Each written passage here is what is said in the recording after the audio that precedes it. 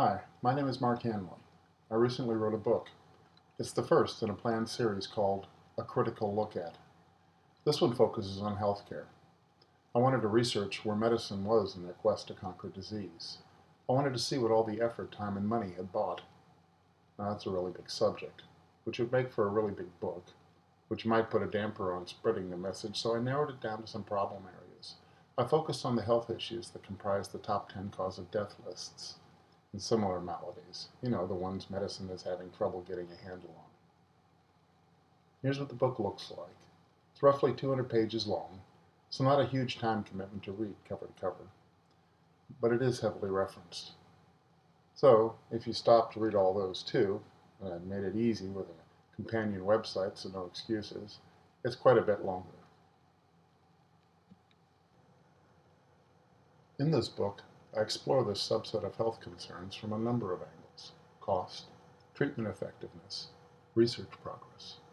I especially, though, look for cause, as without a firm understanding of cause, in my opinion, the best a doctor can do is manage symptoms, leaving you, the patient, to hope that nature will figure it all out and return your health.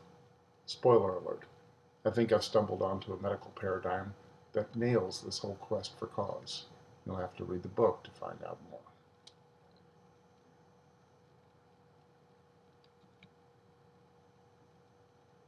It's no secret that healthcare costs in the United States are exploding upward.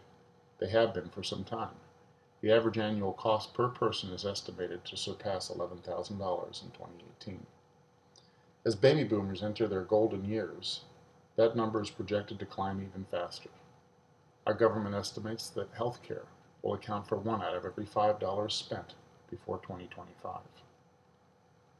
I don't know about you, but to me that's a scary thought.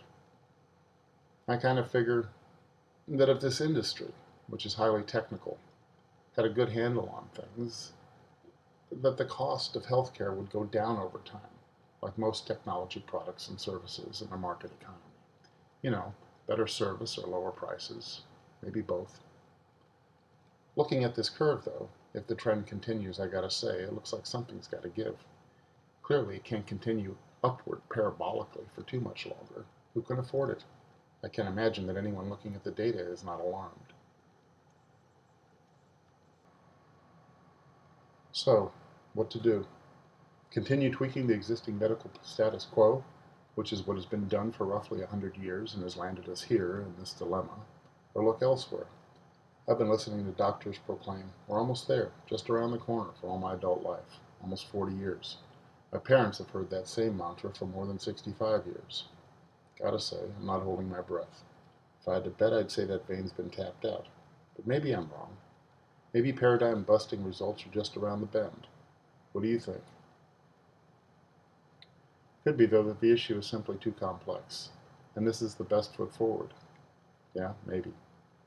But how does that conclusion address the runaway freight train that is the graph on the previous page?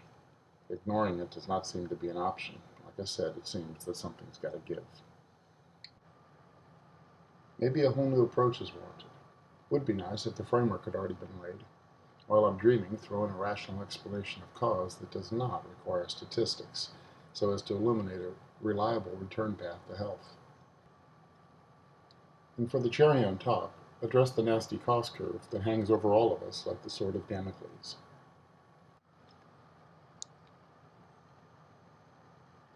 I wouldn't have had enough material for a book if I hadn't stumbled onto just such a solution. It's real. It exists. Read my book and judge it for yourself. Thanks for listening.